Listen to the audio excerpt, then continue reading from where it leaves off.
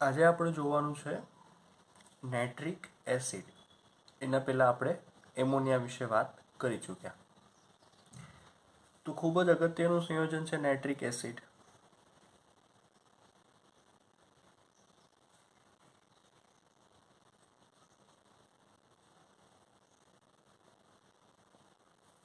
બરાબર, એનું સૂત્ર જે છે એ છે HNO3.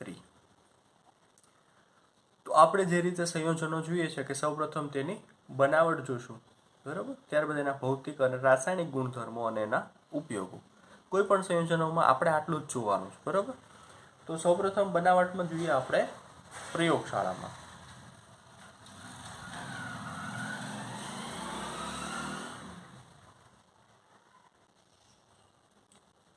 બનાવટ સૌપ્રથમ આપેલી છે તમને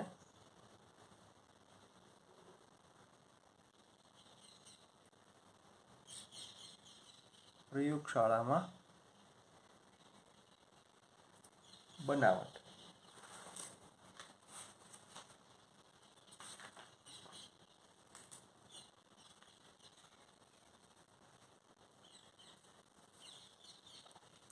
તો કાચના રિટોર્ટમાં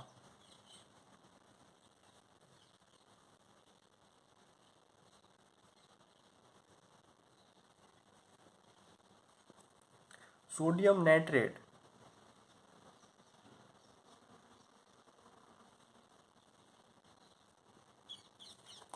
અથવા પોટેશિયમ નાઇટ્રેટ અથવા પોટેશિયમ નાઇટ્રેટ એની સાંદ્ર H2SO4 સાથે ગરમ કરવાથી તમને HNO3 મળે. નાઇટ્રેટને સાંદ્ર H2SO4 સાથેની પ્રક્રિયાથી HNO3 તમને મળે છે. જોઈએ તેની રાસાયણિક પ્રક્રિયા શું થાય છે, તો કે NaNO3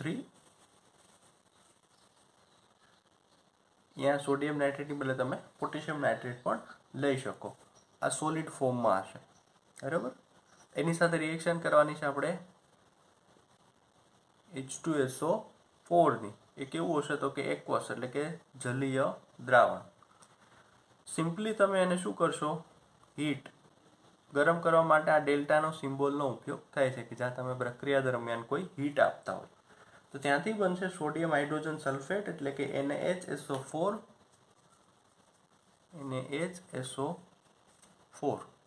બરાબર. NaHSO4 છે એ જલીય દ્રાવણમાં જ બનશે. તમારું નામ શું થશે તો કે સોડિયમ હાઇડ્રોજન સલ્ફેટ. અને આપણી મુખ્ય નિપજ મળશે HNO3. એ પણ જલીયમાં છે, બરાબર. હવે પ્રશ્ન એવો થાય આપણને કે HNO3 મળ્યું, NaHSO4 મળ્યું, બંને જલીય છે, તો મુખ્ય નિપજ કેમ આ કહેવાય? તો આપણને અલગ કઈ રીતે મળે? આ તો બંને ભેગા હશે જલીયમાં. તો આને અલગ કઈ રીતે કરાય? તો કે અહીંયા જે સાંદ્ર જલીય HNO3 છે એનું P4O10 ની હાજરીમાં નિસ્યંદન કરો તો તમને નિર્જળ HNO3 મળે. કારણ કે આપણે જલીય HNO3 નું કામ નથી, બરાબર. આપણે તો સ્ટ્રોંગ જે પ્રબળ HNO3 છે એનું કામ છે, પ્યોર HNO3 નું. તો અહીંયા એક તો આની સાથે મિશ્રણ મળે છે અને પ્લસ બીજું શું મળે છે, જલીય પણ મળે છે. તો એમાંથી શું કરશો તમે આને અલગ કરવા માટે? તો કે સાંદ્ર જલીય HNO3 નું આજે જલીય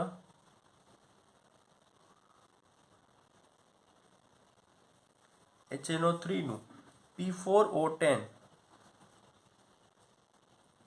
બરાબર, ફોસ્ફરસના જે ઓક્સાઇડ આપણે આવશે આગળ, P4O10 ની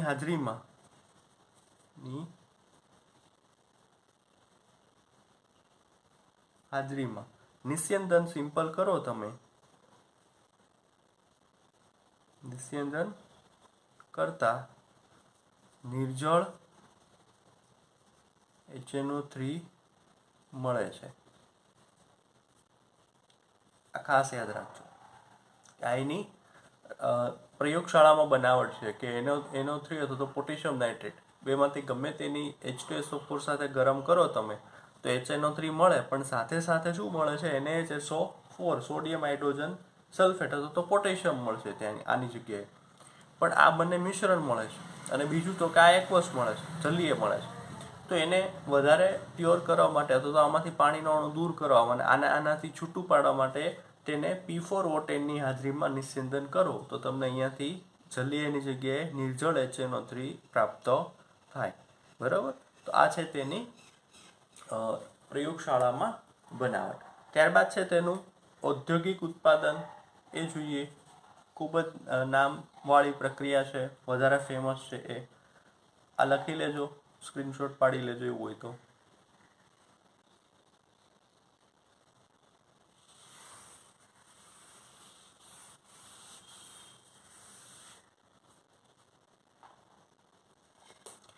ઔદ્યોગિક ઉત્પાદનની પદ્ધતિ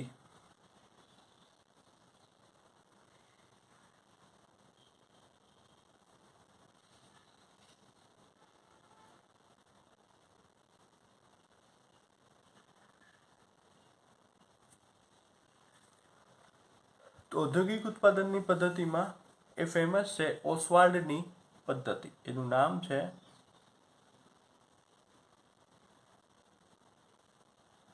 ઓસ્વાલ્ડની પદ્ધતિ. આ ઓસ્વાલ્ડની પદ્ધતિમાં શું હોય છે તો એ જોઈએ આપણે આગળ કે રિએક્શન સિમ્પલ છે. બરાબર? કે તમે NH3 આપણે જે એમોનિયાની આગળ વાત કરી અને એક છે ઓક્સિજન, એ બંનેની તમારે પ્રક્રિયા કરાવવાની છે. તો રિએક્શન લખીએ આપણે અહીંયા. 4 મોલ NH3 એ આપણને ખબર છે કે ગેસ જ હશે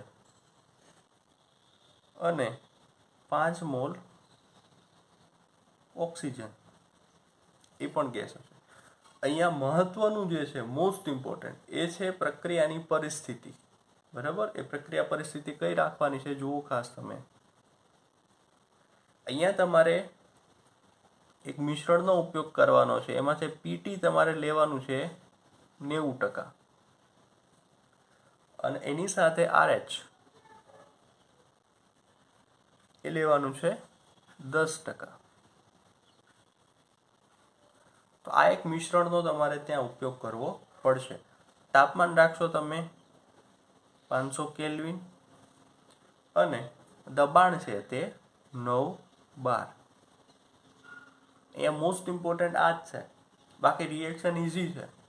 બરાબર? એમોનિયા અને ઓક્સિજનની તમે રિએક્શન કરાવશો ત્યાંથી તમને નાઇટ્રોજન મોનોક્સાઇડ મળશે અને બીજું શું મળશે? 6 મોલ પાણી મળશે. બરાબર? આ ગેસિયસ ફોર્મમાં હશે. તો હવે અહીંયા તમે પ્રક્રિયા દરમિયાન ઓક્સિજન લીધો છે તો એનું પ્રમાણ હજી બચ્યું જ હશે. બરાબર? સંપૂર્ણ કાંઈ એક રિએક્શનમાં એક સ્ટેપમાં સંપૂર્ણ ઓક્સિજન ન વપરાઈ ગયો હોય તો જ્યારે એનો બને છે નાઇટ્રોજન મોનોક્સાઇડ, બરાબર, તો એ શું કરે છે તો કે અહીંયા વળી પાછો ઓક્સિજન એની સાથે પ્રક્રિયા કરી અને શું બનાવે છે? NO2. બરાબર?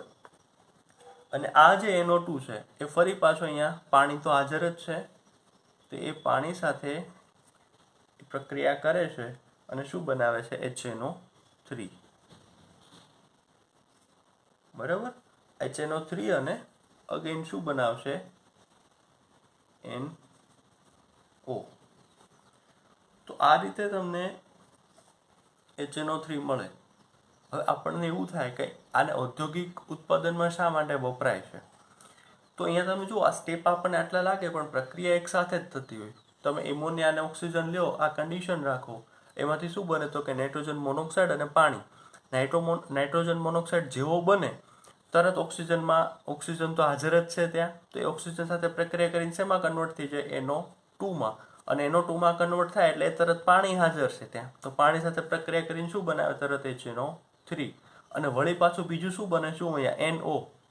નાઇટ્રોજન મોનોક્સાઇડ બન્યું વળી પાછો ઓક્સિજન હાજર જ છે, તો વળી પાછો નાઇટ્રોજન મોનોક્સાઇડ ઓક્સિજન હારે પ્રક્રિયા કરીને NO2 બનાવશે. એ NO2 પાણી સાથે પ્રક્રિયા કરીને HNO3 બનાવશે. વળી પાછો NO બનશે. તો આ પ્રક્રિયા સતત કેવી રહે? ચાલુ રહે. બરાબર. અને આ કેવી છે? સસ્તી પડે પ્રક્રિયા. તમે જો અહીંયા એમોનિયા અને ઓક્સિજન આ બેની જ ઉપયોગ કરવાનો છે. તો પ્રક્રિયા પરિસ્થિતિ પણ એટલી બધી વધારે નથી, ખાલી 500 કેલ્વિન તાપમાન છે અને 9 બાર દબાણ છે. એટલી બધી હાઈ પ્રક્રિયા પરિસ્થિતિ ન કહેવાય. તો સામાન્ય પરિસ્થિતિમાં અને વધારે નિપજ મળે છે, માટે આ બનાવટ છે તેને ઔદ્યોગિકમાં ઉત્પાદનમાં ઉપયોગ લેવામાં આવે છે. બરોબર, કે આ છે ઔદ્યોગિક ઉત્પાદનની પદ્ધતિ. તો આ છે તેની ઔદ્યોગિક ઉત્પાદનની પદ્ધતિ. હવે અહીંયા જે HNO3 મળે છે એનું તમે નિસ્યંદન કરો. બે પદ્ધતિથી કરી શકો તમે. જો તમે એનું નિસ્યંદન કરો તો નિસ્યંદન કરવાથી તમને 68.5% સાંદ્રતા વાળો એસિડ પ્યોર ત્યાં મળે. નિસ્યંદનથી 68.5% સાંદ્રતા વાળો એસિડ મળે. અને આનું તમે સાંદ્ર H2SO4 વાળે નિર્જલીકરણ કરો. આનો આ HO3 છે, એનું તમે સાંદ્ર H2SO4 વડે નિર્જલીકરણ કરો તો અહીંયા નિર્જલીકરણના અંતે અહીંયા ગેસિયસની એકવસ આવશે. તો સાંદ્ર H2SO4 વડે નિર્જલીકરણ કરો તો ત્યાં તમને 98% સાંદ્રતા વાળો એસિડ મળે. બરોબર. તો તમારી કેવી જરૂરિયાત છે એના આધારે તમે આ HNO3 નો ઉપયોગ કરી શકો, કારણ કે અહીંયા તો જલીય મળે છે. તો આ તો આપણે ઉપયોગ નહીં કરીએ સીધો. તો તમે સામાન્ય નિસ્યંદન કરો તો એનાથી તમને 68.5% સાંદ્રતા વાળો એસિડ મળશે. અને સાંદ્ર H2SO4 વડે નિર્જલીકરણ કરો તો ત્યાં તમને 98% જેટલી વધારે પ્યુરિટી વાળો એસિડ પ્રાપ્ત થશે. બરાબર. તો આ છે ઓસ્વાલ્ડની પદ્ધતિથી તેનું ઔદ્યોગિક ઉત્પાદન. બરાબર.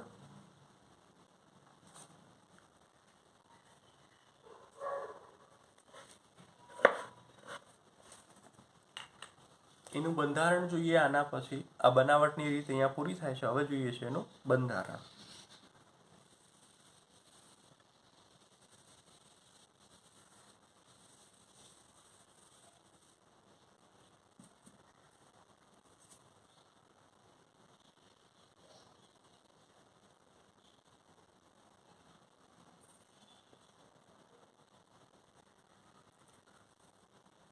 તો HNO3 નું જે બંધારણ છે એ જોઈએ હવે કે એમાં કઈ રીતના બંધ હોય છે, કઈ રીતનો બંધ કોણ હોય છે. બરાબર. તો બંધારણમાં સૌપ્રથમ નાઇટ્રોજન સાથે 2 હાઇડ્રોજન જોડાયેલા હોય છે. બરાબર.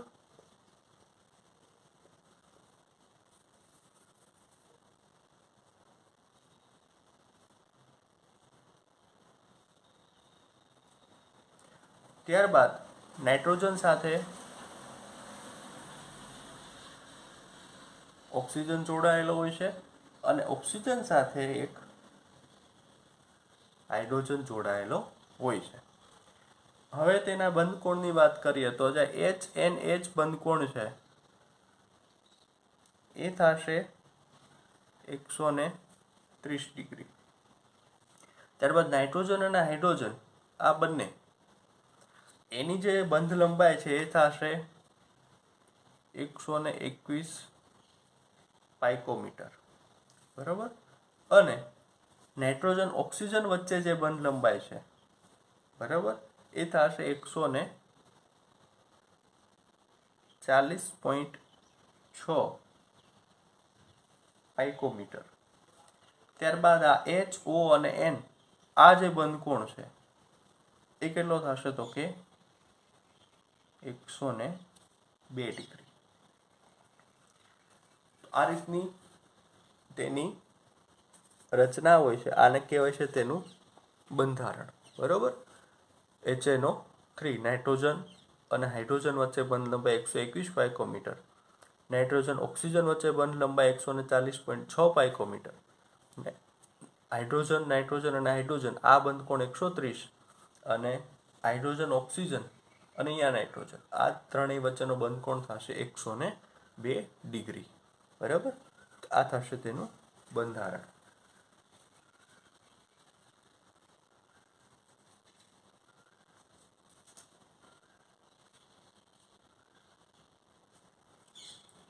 ત્યારબાદ ઓક્સિજન અને હાઇડ્રોજન વચ્ચે બંધ લંબાઈ છે ઓછી હોય છે, અહીંયા 96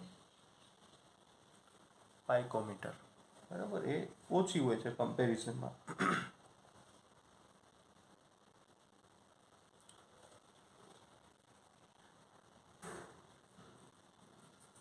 રફ કરી દઈએ આને હવે.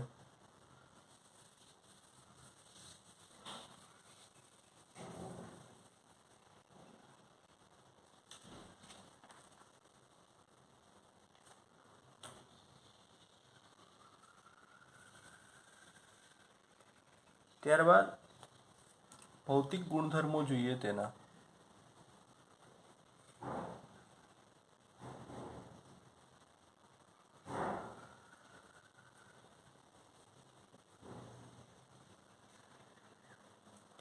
જો તમે ફેરબુક બનાવો ને એમાં આજે બોર્ડ વર્ક કરું છું ને એ રીતે જ લખવાનું છે, કારણ કે આ ઇનઓર્ગેનિકના ચેપ્ટર એવા છે ને કે તમે ફકરા બકરા લખવા બેસો ને તો કોઈ વાતે પૂરા નહીં થાય, અને જ્યારે વાંચવા બેસો ને ત્યારે કંટાળો આવશે એમાં.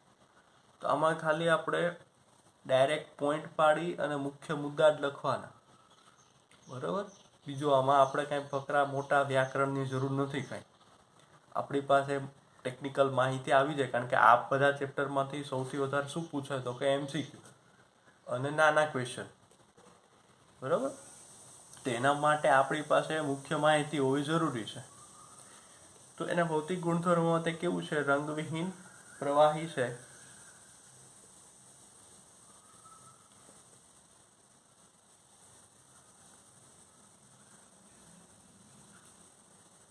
તે રંગવિહીન પ્રવાહી છે. પછી ઠાર બિંદુ અને ઉત્કલન બિંદુ કેટલા છે?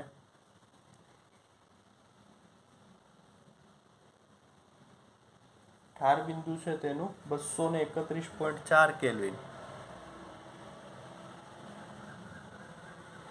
અને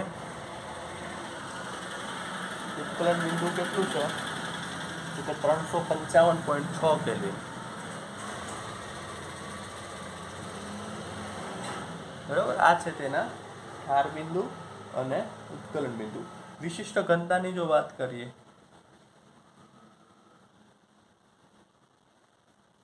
હવે ઘનતા છે તો એ તાપમાન સાથે બદલાય, તો વિશિષ્ટ ઘનતા આપણે ક્યાં લેશું તો કે 298 કેલ્વિન તાપમાને તેની વિશિષ્ટ ઘનતા કેટલી છે તો કે 1.504.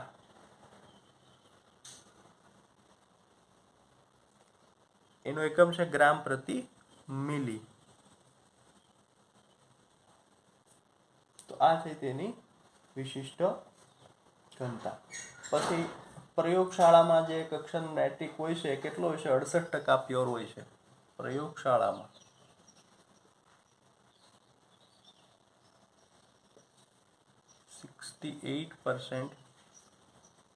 સાંદ્રતા વાળો વપરાય છે. બરોબર. નાઇટ્રિક એસિડ છે તે કેટલો વપરાય તો કે 68% પ્યોર. પ્રયોગશાળામાં એટલો બધો પ્યોર આપણે યુઝ કરતા નથી, 99% કે 98% સાંદ્રતા વાળો. બરોબર. પછી વાયુ અવસ્થામાં HNO3 સમતલીય બંધારણ ધરાવે છે. વાયુ અવસ્થામાં સમતલીય બંધારણ ધરાવે છે. જે આપણે આગળ જે બંધારણ ડ્રો કર્યું એ શું હતું તો કે વાયુ અવસ્થામાં જેનું સમતલીય બંધારણ હતું. બરોબર. આટલા જ એના ભૌતિક ગુણધર્મો છે. કદાચ પૂછે કે ભૌતિક ગુણધર્મો લખો તો આટલું જ લખવાનું છે. બરોબર. વધારાની કોઈ માહિતી એમાં લખવાની નથી. ત્યારબાદ જોઈએ તેના રાસાયણિક ગુણધર્મો.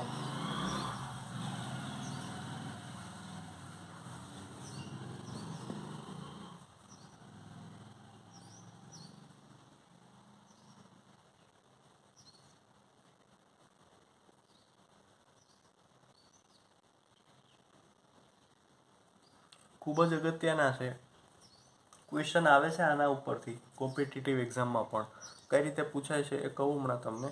તો પહેલાં તો HNO3 આપણે જાણીએ છીએ બરાબર કે પ્રબળ એસિડ છે બરાબર. અને નાઇટ્રિક એસિડ જે છે કેવો છે? ખૂબ જ પ્રબળ એસિડ છે. તો પહેલો જ ગુણધર્મ તે કેવો છે? પ્રબળ એસિડ છે. અપ્રબળ એસિડ છે કેમ ખબર પડે? તો કે તમે પાણી સાથે પ્રક્રિયા કરાવો, HNO3 એકવસ હોય બરાબર અને પાણી, તો અહીંયાથી શું રિલીઝ કરે? તે H+. એટલે શું બનાવે? આની સાથે જોડાઈ જાય H+, અને શું બનાવે? તે H3O+, અને છૂટું શું પાડે? તે NO3-. તો H+ રિલીઝ કરે છે એટલે તે કેવો છે? તો તેનો એસિડિક ગુણધર્મ ધરાવશે. પછી હવે સાંદ્ર HNO3 છે પ્રબળ ઓક્સિડેશન કરતા પણ છે. આ ઘણી જગ્યાએ યુઝફુલ થશે આ વાત કે સાંદ્ર HNO3 પ્રબળ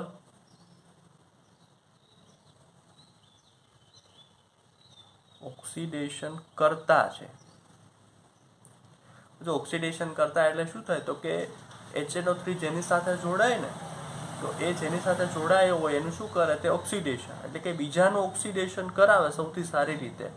એટલા માટે એ કેવો છે? પ્રબળ ઓક્સિડેશન કરતા.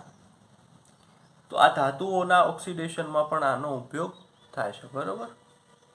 ધાતુઓ માટે પણ તે પ્રક્રિયા કરે છે અને પ્રબળ ઓક્સિડેશન કરતા તરીકે વસે. ત્યારબાદ છે અમુક ધાતુ એવી છે કે જે HNO3 માં દ્રાવ્ય થતી નથી. એવું શું કામ થાય? તો કે એવી બે ધાતુ છે, એક તો છે Cr અને Al. આ ધાતુઓ સાંદ્ર HNO3 માં પણ દ્રાવ્ય થતી નથી. દ્રાવ્ય નથી થતી એનું કારણ શું છે? તો કે જેવું તમે આ રિએક્શન કરાવશો ને આ બંનેની, તો આ ધાતુઓ ઉપર એક નિષ્ક્રિય ઓક્સાઇડનું પડ જામી જાય. ધાતુઓ પરનું આનું કારણ શું છે? તો કે ધાતુઓ પરનું નિષ્ક્રિય ઓક્સાઇડનું પડ બરાબર. કે આ ધાતુ છે, તમે એને HNO3 માં રાખો છો અથવા તો રિએક્શન કરાવશો એટલે દ્રાવ્ય નહીં થાય. શું કામ? તો કે આ જે ધાતુ છે ને એના ઉપર એક નિષ્ક્રિય ઓક્સાઇડનું પડ જામી ગયું હોય રિએક્શન કરાવો એટલે. ઓક્સાઇડનું પડ શું કરે? કે ધાતુને ડાયરેક્ટલી HNO3 ના કોન્ટેક્ટમાં આવવા દે નહીં. હવે ધાતુ HNO3 ના કોન્ટેક્ટમાં જ નહીં આવે તો એ દ્રાવ્ય ક્યાંથી થવાની? તો આ નિષ્ક્રિય ઓક્સાઇડનું પડ જે છે એના લીધે થઈ અને આ બે ધાતુઓ એવી છે કે જે ડાયરેક્ટ એના કોન્ટેક્ટમાં જ ત્યાં નહીં આવવા દે અને એટલા માટે તેઓ દ્રાવ્ય થતી નથી બરોબર. તો આ એક ખાસ યાદ રાખજો કે કઈ ધાતુઓ HNO3 માં દ્રાવ્ય થતી નથી અને શા માટે નથી થતી બરોબર, એ જોજો ખાસ. ત્યારબાદ એવી કઈ ધાતુઓ છે જે HNO3 સાથે પ્રક્રિયા જ નથી કરતી? તો કે બે ધાતુઓ એવી, Au and Pt બરોબર. જેવી ધાતુ પ્રક્રિયા કરતી નથી. કોની સાથે? તો કે HNO3. આપણે એની જ વાત કરીએ છીએ. શું કામ આવું થાય? તો કે તમે Au, Pt, Ag આ બધી ધાતુઓ તમે આપણે ધોરણ 10માં શીખ્યા કે કેવી છે?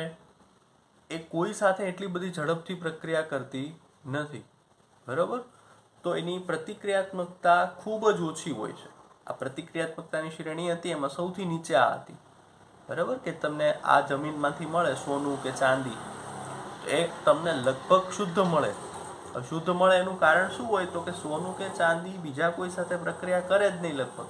એટલા માટે સોનું જુઓ તમે જમીનમાં ઘણા બધા ટાઈમ સુધી દટાયેલું રહે અને પછી તમને મળે તો પણ એ લગભગ પ્યોર જ મળે. બહુ તેમાં ધૂળ ચડી ગઈ ઉપર, વધારાનું એમાં કંઈ કાટ લાગે કે બીજી કોઈ પ્રક્રિયા ન થાય. હવે શું કામ નથી થતી સોનાને કે ચાંદીને? ચાંદીમાં ક્યારેક કાળું પડી જાય પણ સોનું તો નહીં પડે. તો એ કાટ લાગવાની કે બીજી બધી પ્રક્રિયા શા માટે નથી થતી? તો કે આ કેવી છે? ઓછી પ્રતિક્રિયાત્મક. ઓછી પ્રતિક્રિયાત્મક એટલે તો કે એની આજુબાજુનું જે વાતાવરણ છે એના કોઈ પણ તત્વો સાથે આ પ્રક્રિયા કરશે નહીં. બરોબર? પ્રક્રિયા જ નહીં કરે તો એને એની સાથે એમાં કોઈ અશુદ્ધિ ભળવાનો સવાલ જ નથી. બરાબર? તો આ એક કારણ છે એનું કે એ HNO3 સાથે પણ પ્રક્રિયા કરતા નથી. બરાબર? જોઈ લો આટલું. આના પછી નેક્સ્ટ જોઈએ હવે કે આપણે આજે વાત કરી કે HNO3 એ પ્રબળ ઓક્સિડેશન કરતા છે, તો એ ધાતુઓ સાથે કઈ રીતે પ્રક્રિયા કરે છે.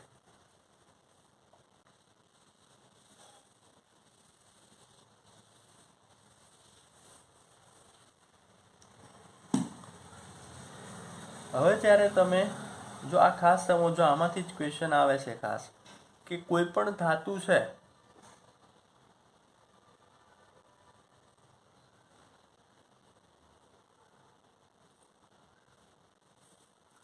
એને તમે મંદ HNO3 સાથે પ્રક્રિયા કરાવશો ને, તો મંદ HNO3 સાથે પ્રક્રિયા કરીને એક શું બનાવશે? આ તો ફિક્સ જ હશે, ધાતુનો નાઇટ્રેટ ક્ષાર આ બનાવશે જ તે. બરાબર? બીજું શું બનાવશે? તો કે N2O. બરાબર? N2O અને પાણી. બરાબર? ડાયનાઇટ્રોજન ઓક્સાઇડ. આને શું કહેવાય? ડાયનાઇટ્રોજન ઓક્સાઇડ અને પાણી બનાવશે. આની આ ધાતુની જ્યારે તમે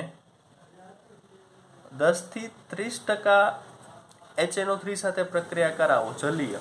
બરાબર? 10 થી 30% જલીય HNO3, તો અહીંયા અગેન ધાતુનો નાઇટ્રેટ ક્ષાર તો બળવાનો જ છે, પણ આ જે ઓક્સાઇડ મળે છે એ શું થઈ જાય? નાઇટ્રોજન મોનોક્સાઇડ અને પાણી. જો પાણી અને ધાતુનો નાઇટ્રેટ ક્ષાર એ તમે કોઈ પણ ધાતુની તો તમે જે રિએક્શન આપેલી છે ધાતુની એની તમે મંદ HNO3 સાથે કરાવો તોય ધાતુનો નાઇટ્રેટ ક્ષાર અને પાણી મળે. 10 થી 30% જલીય HNO3 સાથે કરાવો તોય ધાતુનો નાઇટ્રેટ ક્ષાર અને પાણી મળે. અને કદાચ તમે સાંદ્ર HNO3 સાથે પ્રક્રિયા કરાવો તોય ધાતુનો નાઇટ્રેટ ક્ષાર અને પાણી તો મળવાનું જ છે, પણ ડિફરન્સ ક્યાં હોય છે? તો કે જે ઓક્સાઇડ NO છે અહીંયા કેવો થઈ જાય? NO. બરોબર? તો આટલો ફેર પડશે. એકની એક ધાતુની તમે અલગ અલગ રિએક્શન કરાવશો ત્રણેય સાથે, તો ધાતુનો નાઇટ્રેટ ક્ષાર બધામાં મળવાનો છે, પાણી બધામાં મળવાનું છે, પરંતુ જે ઓક્સાઇડ મળે છે એના આધારે તમે કહી શકો કે એની રિએક્શન કોની સાથે છે. ઘણીવાર શું આપે તમને કે ધાતુ આપી દે, તમને આ રિએક્શન આપી દે સામે કે ધાતુનો નાઇટ્રેટ ક્ષાર, અહીંયા NO આપે અને પાણી આપે. હવે તમને એવું પૂછે કે આ ધાતુએ નીચેનામાંથી કેવા પ્રકારના HNO3 સાથે પ્રક્રિયા કરી છે? તો જો અહીંયા NO હોય તો 10 થી 30% જલીય HNO3 સાથે કરી હોય, NO2 હોય તો સાંદ્ર HNO3 સાથે કરી હોય, અને N2O હોય તો મંદ HNO3 સાથે કરી હોય. બરાબર? તો હવે એક્ઝામ્પલ લઈને જોઈએ કે કઈ રીતનું મળે છે. તો ધાતુની જગ્યાએ લઈ લઈએ આપણે Cu. બરાબર? એની બેલેન્સિંગ રિએક્શન અલગ હોઈ શકે, પણ આપણે મુખ્ય પ્રક્રિયા જોઈએ કે Cu છે. બરાબર? એની તમે રિએક્શન કરાવો છો મંદ HNO3 સાથે, તો આજે ધાતુનો નાઇટ્રેટ ક્ષાર છે એ કેવો મળશે? તો કે CuNO3 ટ્વાઇસ. CuNO3 twice. તો અગેન અહીંયા પણ એ જ મળશે, અહીંયા પણ એ જ મળશે. બરાબર?